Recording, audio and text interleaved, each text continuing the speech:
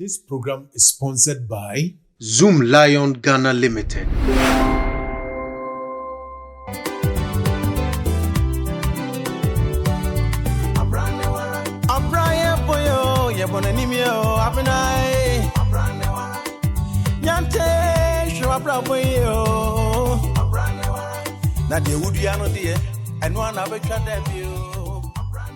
There is 1 million excitement in the air, and Sapper just tapped into the mood with his share of waste bin from the 1 million waste bin project. The waste bins are free. You would, however, be required to pay a token as a registration fee at the point of registration and a monthly subscription fee as communicated by your service provider. Payment for such services can be done through mobile cash short code *887*87# or through all Ecobank branches and payment platforms nationwide. With the 1 million waste bin project, you would enjoy improved solid waste collection, easy access to complaint services, quick response to complaint, easy and convenient means of payment. And so being saying, now our boa sunjimu, Nasabo Franning Bedruria, then Nijia ba, a higher previous mother care, Emofra, about time, and ya pimple fieniha. So pe post and antenatal items are Peeves Mother Care ye the right place. Me say, so when ya bedruha, unya untompo, and many baby foods are hodwo, baby diapers and wipes, and for adult diapers. Peeves Mother Care will be, or what if Yabo Fryer one in there, and it cost 14 years honioma. Wow, Shabo Frey honiata dear. No car seats, baby walkers, swings, any baby bouncers, and a baby toys, and yen now a Peeves Mother Care. Ube Peeves Mother Care will tell my motorway bypass na Eco Community 18 no. Won't send it for superb. Adentan so our housing down quine move. Peeves Mother Care, a mother's choice, a baby's joy. Fred 0244 296025. Welcome to a whole new world of Kingdom Books and Stationery Limited. Here, we give you the best experience when you shop for all your stationery needs. From storybooks, colors, notebooks, calculators, office and home furniture, to conference chairs, we have it all. Our exclusive showrooms and range of products make us the best books and stationery shop in Ghana. Just walk into any of our showrooms across the nation and feel the difference. Contact us on 0501 401 050 and 0244 311 955 or visit our head office at Usula Road, Akyere Junction, Accra. Check us online on www.kingdomgh.com. Kingdom Books and Stationery Limited. Quality is our hallmark. Now I hear that. Me badan and in Quanibosun. And Namri, what's a tie? Leba Prapan Channel. Can Mamma Fraja Famco? Hello, Jafamco ni. Pacho yo, your bus is here. Yes, I hired Jafamco, your #1 avatar and co-star in town. Nampa Si, Jafamqua will produce Nampama public on the very hygienic conditioning tea. I no biara tonenam, after me, an official who on the hygienic conditioner. Jafamco, Abanam Narisha, Nemchi, Akoko, guinea fowl, and I'm wishing since I shall free Jimmy today. Chicken thighs and wings, beef, sausage, turkey, and an animal sort. Fish and ruby today, rodfish, salmon, tilapia, and a bush meat, apese, rabbit, snail, akrantie, ochi ana adoa, nina biwa. Why you delivering so? Noble suit the foam. Until then, neat, hygienic. You are what you eat. Jafamco, Nampapasi. Menisini for eteshia program is near Chicken Coma. Omumu funded one about 70%. Omutaka say senior Jumano atofo. Ediana Mamokasa atofo. Oh, say first, no. Maybe we have 3-4 months now. One now cut us soda. If you set away so, now we go away so. If we so now we go away so. To be about 3 months, now we are may feel me. Why busy away, Juma? But who to be both years have 3-4 months. No be unfair or not if ye. Now, oh, sorry, now, phone. Who bomb pempe, who to show me a phone so I will be for a while. And call for one. Sanke, Juma. A day in a course so sad. Me dear, me who say a baby. Nema bebre. Ebi fi yen artist na, ebi fi yen directors no, ebi fi editors. Wodwuma kodu editor ho no kra na wo gi adwuma no. Obi to me 8 months na wodwuma da editor ho. Sini ba ko. Editing farm house ni ba ko. Wow. Na wo so bre. Ebi so fi yen TV stations ya abai. Ya producers na yes say movies at the call. A cotton for because adwuma na mba na accommodate won't no one must na adeko na obi nye bi ahwe wo TV so a okotiska kotaye de onkotiska nkoto sa decoder na ba ye no na afi amwa ama me kra me chesini ena obi sam me wode komede wa me ni CD de komede e decoder na wo sa especially no e yesa telenovelas ene decoder na ba ye no na amwa na ye mpenifo no ehunu ne ntem na chese wuchra sa TV series foreign ones ya abai ni ade a da bia ye show no wo ye TV so no eno na ama modwuma ne kofom so no say ye na ma ye na me ne kra ye ne bi o we so wo hia bro ne fita na o katwi a o sa ejina ho ehwe ne bi na wo hwe ukoye nkurase ne ade na omutete bi wona abrofo katwi ne ade eyo mo fe nti de bia na concentration wo ho nti be ma ye de no na enyo mo fe bio wasiasi so me hu ne bibibi se broni gina ho na mia minim se broni ni na twi free na no ba no me so madwe me se ye nada eno nya real mo se wo hanenti e bia wo prokasi unti na hu ni se enye real no but dia wo village no na dwe ni se broni na e ka twi it will feel say anyoma we mo no dia na betimi aboa because we need you back on the screens first na say the okano na madwuma no egina su kitikiti no me ankasa kra me kai say every Monday bia me sheda kokrom kope senior aba market eye latest na ma pe bia to enenu so entisa is there no way kwan bia ni wa ye betimi afaso amasa ade no asan aba biu ogwe producers platforms so say CIA me ne okasa me kofa mfumba obo so debate de bi ade che bia mo si data obi enim ko ba fa so oba ya asan aba biu ese nya me bem aban de no jime be yi aban se bia wo sizi sa telenovelas yi na de sizi omo titi TV stations na nkasa na omo ebiebie na ye omo de ano bebre ya aban penifo ye wo emra ewo ye Ghana ha se ye dwuma na ye no 70% enye ye kromu ne ema ye na 30% enye foreign ade na mpo no ye wo time ayedi se sis ye fa ne sen anka foreign ye na enko anajo 11 o'clock na from anapakusi enwumre peak time be ye kosi be 8 9 10 noon enye Ghana but ye wo law ewo aban mu ewo se ye pass ya omuntu mi pass be si na omo ko ho because of mpenifo ni bi na omo wo TV station omo nim say so omo pass ya ebe ha omo no omo makwan me ye pass nti ye ase ya titire ye segu yechi na ye so man na kasa no fairness na enim aha nti ye na ye ne musa ye ne musa so a ntimi nye ye because menti ase mo dwuma ne wo ho no na a create employment kese because mrante ne maba wa ebe na obi ade ne wura sini adwuma mu sade na wo Canada jeni poso da bia mu jamo na so mu ye adwuma and ye ya ne wo face we were enjoying it da bia obenya sini fufura hwe ne ade na se ye nte saa no sade timi hyemra se ne Ghana ha ya hyemra ye ze me mfantoma mfiri okrofoforo so emmakrom ha because ye ya nkase wo companies akese a wo mu ye entoma enti mimi gidi ye sa aban no tie ye ya e bia mo soso mo keka mo ho bom yie na mo hu manam otu a mo betimi aye kodi bibia to aban nanim a unim demonstrations to do as ni for aye unim TV stations na radio stations a sinifo akotena so akokasa aban mu mpenifo no mpenifo ni bi eni ho a omokoye ntoma ba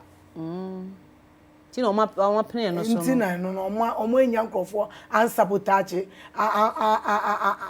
ama etumi emra na etumi aye adwuma no but yen ye de no sa ye we friend say one law no omo makwan me yem pass na rem say ayi bible akoko ya answer we na me say so pass film bill aka airline bia e be support no eno so ayebo achi bi din wow nti anti so mo be pass no say ya na e be na mu santi we ya na uko opera square bebre de omo de adane omo shop adane electrical shop e bi ton fools obia ye because ni bia ama na obia ton ni bia ama na obia aye e na fan so akoye internet e na YouTube no kura we ye kura na en fa hwe ma ndije senya me bem unye bibi ana wakwa akoye se be ya be ma sa akwa no keke aside movie no wo bibi fofra we oh me no say na enye acting no kwa na me ya me produce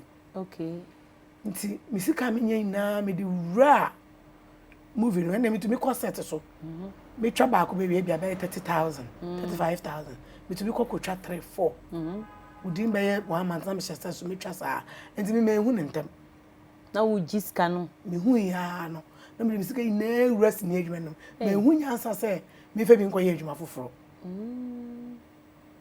nti na ama but initial stage na odi wura mu de unya mfaso oh ya start and na ye ba se unya mfaso a me start baako e na niema ko ye na ko mienu na niema ko ye na me ko me centimeter me ko na ko twa na me wura mu me di wura mu centimeter ni ba me ho so no afa ska wo to me say be 30,000 40,000 me ko ton bi wa 7,000 kra nya hey eska ni na e be hye na isa say ye di ade ni twa me frument no me nyeska bi a still na me di wura mu na me twa go YouTube nti me no ana me ye twa na odi atu YouTube ho me ko kwan so kakra e ko fofa na ma be ni ade but ye to a ye ntwia anhwe ya ma ko bo bi aso na ya ko video me nti the best thing na say e was a jai sinina na nyame di ache wo obeye sini adwuma yi challenges ni bi ni say apart from adwuma ye ko for me edin niema be sa na ma adwuma na ye den adwuma de am say backbiting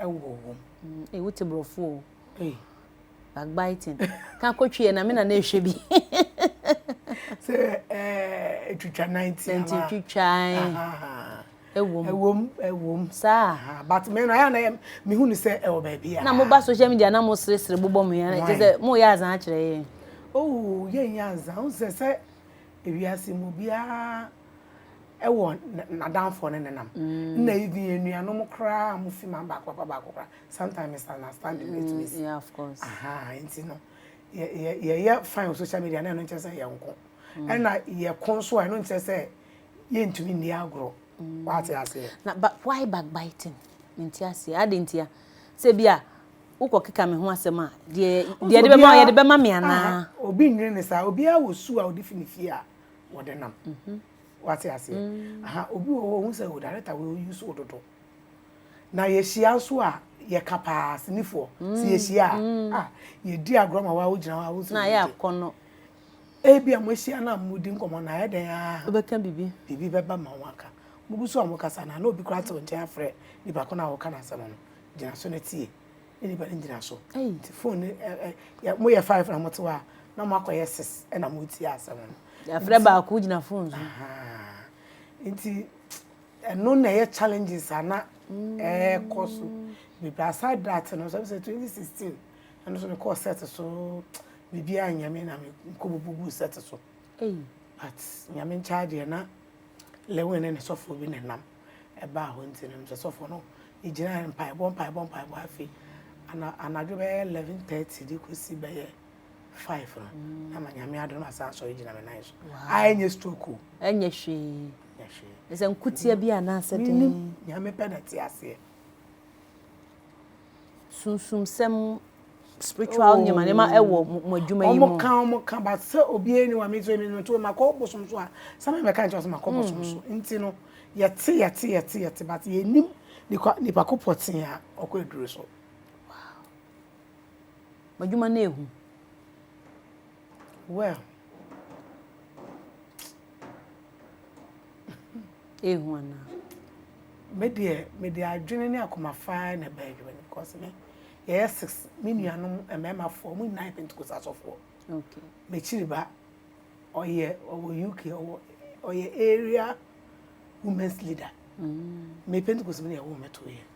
Maybe I met in the army court. Me wo Kumasi, me wo Eja Roya. Enti me dia me say me come ko to the ma bom empire asa. Enti say mu ye hu a wo na wa fa de so ato wo so na de bia wo ye wo ne ma de a wo asem. Pati ase ba. Ye da nyame ase for life. Oma no se omo wen. Omo wo Kumasi. Bia living a life fine. Bia ye na djuma kama. Oma ni je djuma na wo ye no. Ana to da na mo pese wo jai. Me ni omo ndi me ba pe ni no kra de osua editing. Okay. So yeah editing. Me nyuma bebre wo a otu ye editing ma me but ye ni adwuma no nko say bia me face challenges bia na bibi nya me da. Otu bi ka say menko obi nipa afọ ma menko. De on be cancel na metie. Omumu bia ni wa show interest bi say wadwuma ye wonya obeye bi. Acting no. Omomunye because of say bite na wo kitene identity no. O say na dey say normal. Ya normal say me face a obi enu wa wo ne ba ono bra obre no. Obebe say ne ba so be ba bre sa bre ni.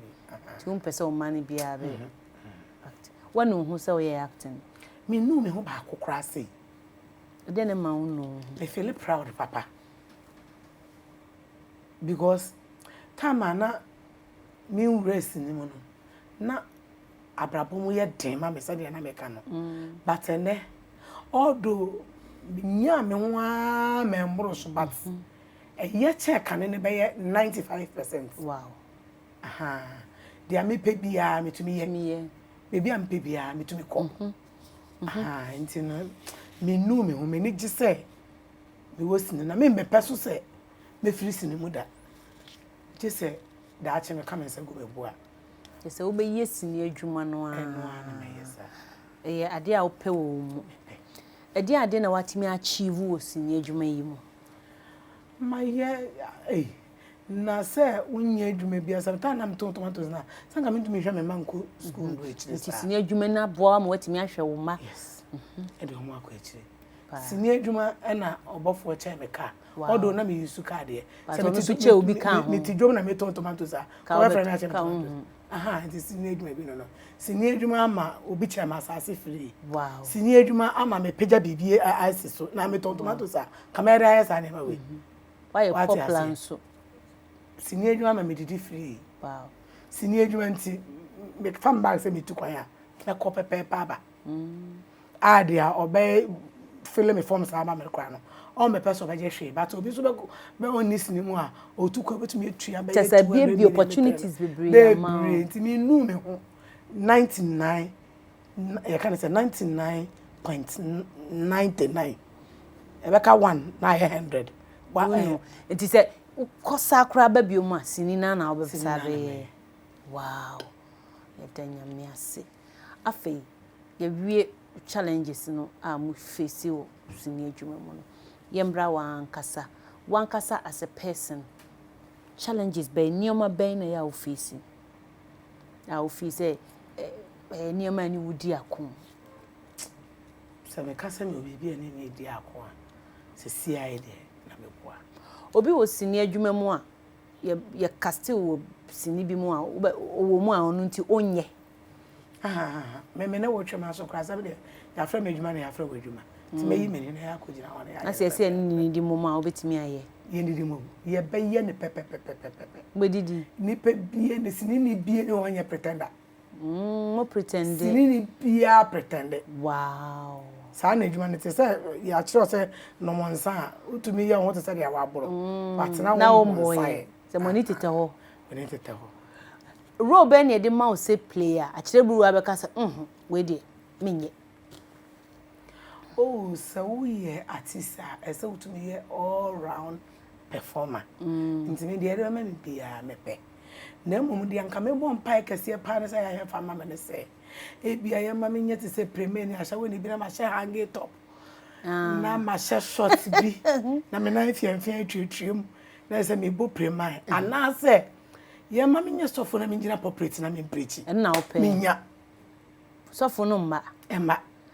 me movie bi am do we sofo. Akyere Bruwaa the pastor 1 and 2. Enti me say dean na wonye. Still a won kan o. Dean na ye de ma wa no de wonye. Say hanging top no. Meye. O me de ma obey. Ba wo bon pai say me mfa ma. Me bon pai say me nye binye. Unya binye. Ye de ma obey. De obe she hanging top. Me she hanging top. Ni nyina obey. Na ma short kitwa. Okay. Maybe am a Jimmy trainers bi. We trim me makers. Na me egu mechi. Na say me go premas ni. Wow. The fa mama de bia mama. De bia ma chechire duku. The bia mama. The producers mpacho masumu a. Catch them no. Me catch them we say the new Akyere Bruwaa say. Mama ne wabre. Na ni duku sire mo maso me ba o mi kunu o wabre. Mo ma na sha wo de ni bi no onye.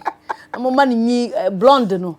Gold hair no. Mo ma bi mpra for no hye ni kaketekete no hye hanging top.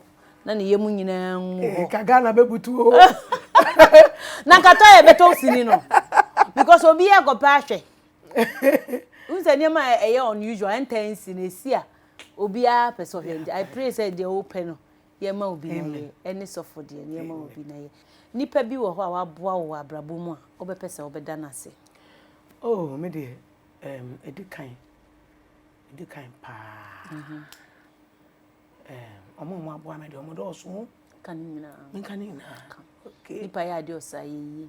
Pa George aboa me. I shot we wunti. Ekra enya hwe. Obi na busuani bi bete se why you grateful. I shot aboa me pa. If you want so mbadam fu bi so kresafo. Wanjime a kamin ko sia areno pare. And na cafe jivenu. Mo aboa me papa. Wow. Because that time na me champion e wodam fu bi. Me pe bi atwa. Metumi atena se so 1 week. Me nye bi ntwa. Last one makotwa once bi na me dia flash bi. Eso kra na me ni je ho.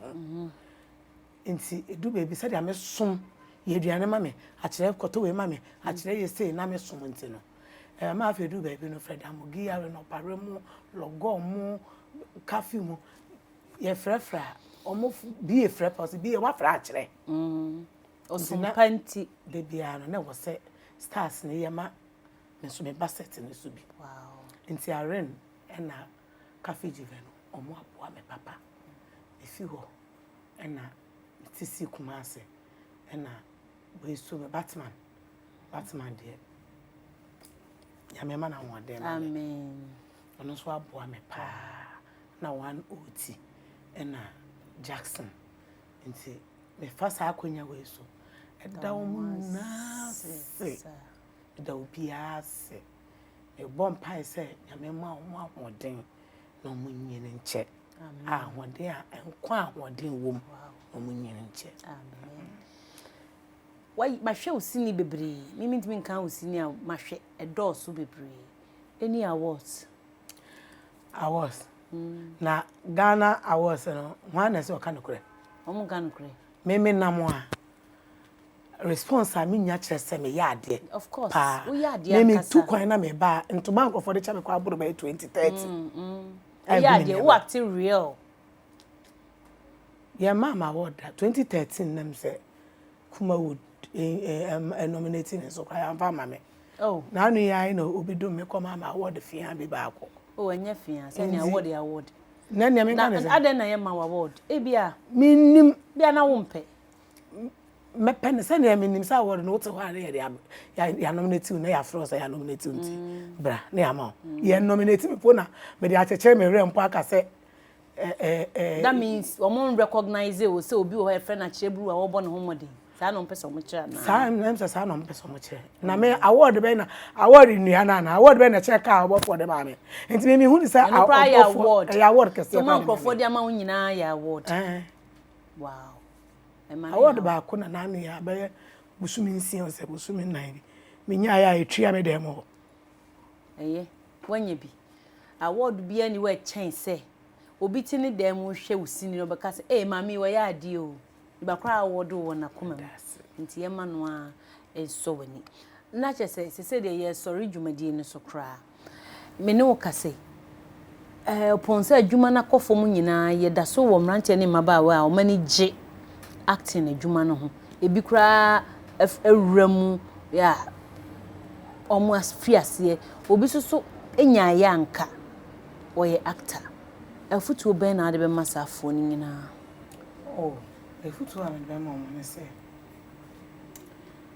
so wo ho na wani je acting no a aye adwuma na aye adwuma panso ena wa fa ato mo so na mo fi said ya wankasa wo be hande wo ho ene adwuma no afa de se ewiase na da wo kakrai yesi kum na koye mo adwuma said ya wo beton ho ene wiase beton aha nti se wo beru adwuma no mu a ade ba ko no se wo to ano na rekam obrɛ wo ho ase now focus on ade a wo hwehwe pesa wo achieve no eno na wo be focus now a pe group bi na ade wo akodwen no mo training but ni na ko wie ma ahobrase okay na chese wo pesa wo ye adwuma ni bi na wani gye na daache wonya ba bi gina wo adwuma ni mu a di se wo brɛ wo ho ase na wo ka wa no tum nkra na wo mo bam sese no wo mo pre kakra na ene omo prepare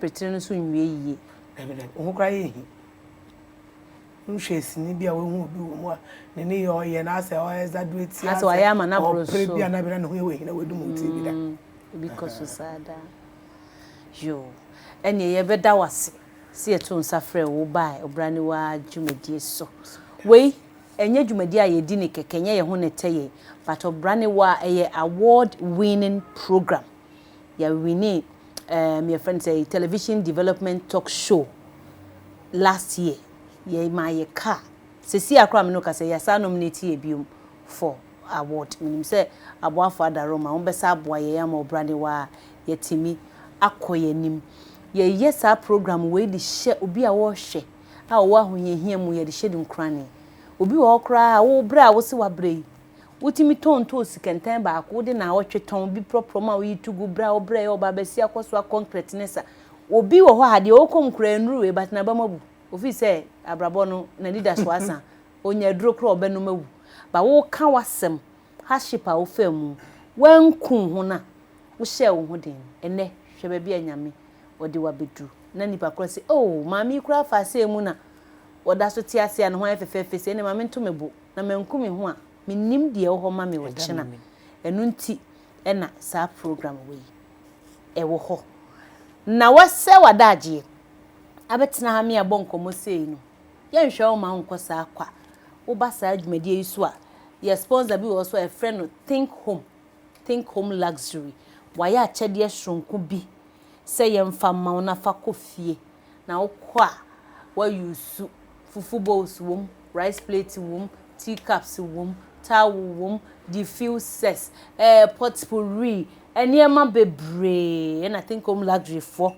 ese ye mfambra wo eni abache adaroma we free think home luxury yese je ye da se mo so da se say to nsafre wo na wo baye ye da ye koso ya ni pitri nkomo no ye ntwa so a etama ya to ye mra so yese ekọ na obi soso oba sadumra ne dom ye ne tinkwatentimu adase ne mesan ni modi ahia na ansa na no mama na maboafo ase yi Pogufama Company Limited Pives Mother Care awofo apemfo ni abatan fie Pelado Motors Ecofa Company Limited Jefanko osewe na papa U-Link Contemporary ntem no ukwa abrochire kofa niema na opo obi ama ne dia brewo ntem asem bia ma ho a eye U-Link fo na wo be frɛ wo mo Kingdom Books and Stationery every learning material obenya bi e dia ama baby enne ye twa program yi aha ye think home luxury efie niema ye di siesie ho da mu nkonwa diffusers ahodo plate ahodo ye didi mu eniema ni for wani chi think home wo mo ajinga no kwan so ajinga no bridge ho a baby a pizza in wo no e ho a na think home luxury wo na beto nyoma na ofie entumi enye fe adumra ne dum ye ne atinkwamu a da sene mesane wadi ahia wo brane wa dwumedie so Akyere Abena Nyanta makraw